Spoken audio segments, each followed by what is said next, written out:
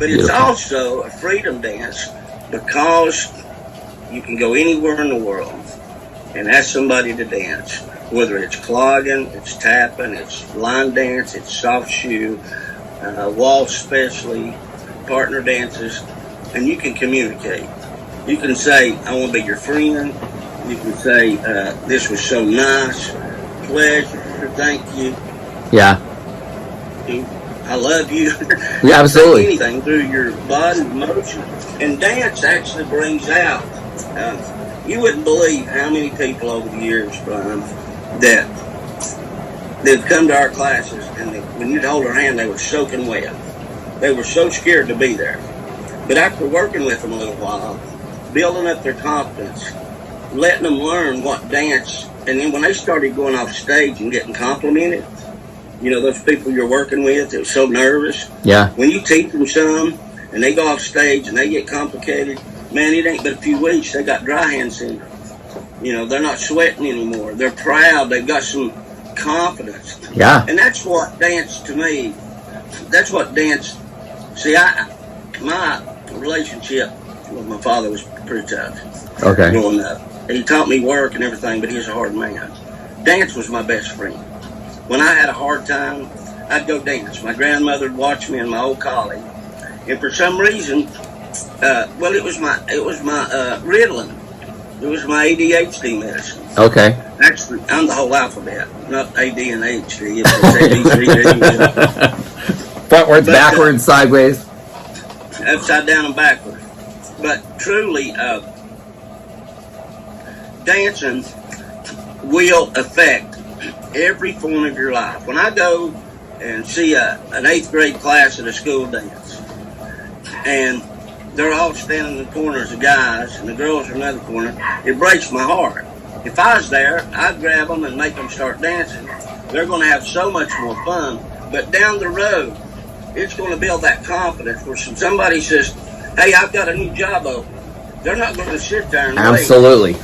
They're not going to say what kind of job. They're going to say, I want it. You know? I always tell my students we dance for 3 reasons: to exercise, to celebrate, and communicate. Most of my cloggers are not going to be professional cloggers because most people don't become professional cloggers. But if they can use that to be more confident next time they're in front of people talking, singing, interviewing for a job, then bully for them. Like, that's what it's for. That's what it did for me, because I don't know if you know my story, but I had super low self-esteem, and I hated clogging. I didn't want anyone to look at me, and my mom made me do it. She was smart enough to know I needed something, and you know, here I am 38 years later. Changed your life. Yeah, changed my life, and that ripple with clogging for me is just like you. Millions of people I've influenced with it, literally, on TV, in person. It's fun. It is. I want to thank you so much for your show too, man. I want to thank you so much for what you're doing. Thanks, I love it. But I'll tell you something else. I tell people, I'll say, look back, and you want to see a ratio, go back and look at all the dancers that I've trained, and that work with Maggie and danced here. We've got lawyers, doctors, engineers, nurses, and I said, so much of it wasn't a district education. So much of it was their ability to communicate. Yeah. So not only did they learn to use body language, they all learned to read body language.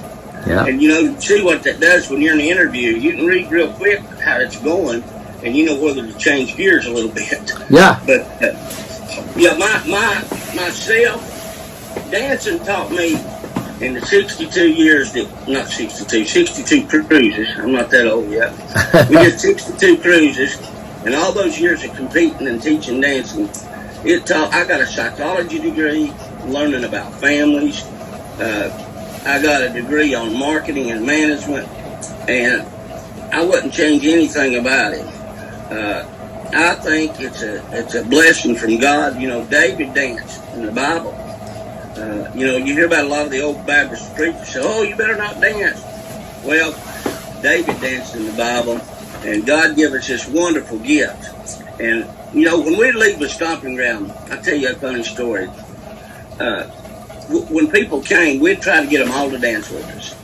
because we knew if we could get them out on the dance floor, that was one vote the next night they're coming back. Yeah. It's a good way to keep your club going, keep the people there. But I'd ask all the women to come in to dance, whether it's slow dance or fast dance or whatever, and I never outstayed them. I dance their level, but I made it fun. Yeah. Every one of them, if they didn't get tears in their eyes before they got back to the seat, you could follow them to their car, and on the way to the car, they'd dance again. And you could go up and say, well, did you have fun? And then I'd say, well, let me ask you one question. Do you wish you'd have danced more tonight? And every one of them said yes. Yes. So they build their confidence up. Third or fourth time they come, they dance every song. That's I love it. I love it, love it, love it. Let me ask you a question. So, I know that you have a lot of family history with clogging, and I don't know much about the stomping grounds. I've never been there. I've just heard it's amazing. But tell me how you started clogging, like what your first experience with it was, and I want to hear a little bit about your grandma. Simone was telling me your grandma was a pretty good dancer. Yeah.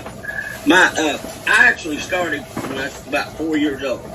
And we had a little dance hall in our town, and all of these master dancers would go, and I could name out 15 or 20 right now. But when we'd be at my mama's beauty shop, she'd say, dance like Little Ruth Sutton, and I would.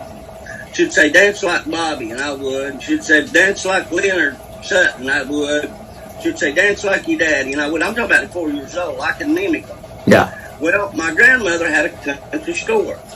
And in that country store, they had a jukebox. It was 5 songs for a nickel. And people would come in, and I'd say, if you got a nickel, I'll show you how to dance. And so that was really me getting money for sodas and showing off a little bit. It's so funny. I was dating a girl from Tennessee, and I met her dad, and he said, well, I used to travel to Maggie Valley. He said, there was this little country store at the foot of the mountain, and every time I'd go in there, there's a kid that'd get a nickel off of it to dance. And I said, well, sir, that's who's dating your daughter. That's been a few years back. That's pretty funny. My grandmother danced for the Queen of England and President Roosevelt. Wow. And they were called the Soco Gap Cloggers. Write that down. And Soco Gap Cloggers. Okay.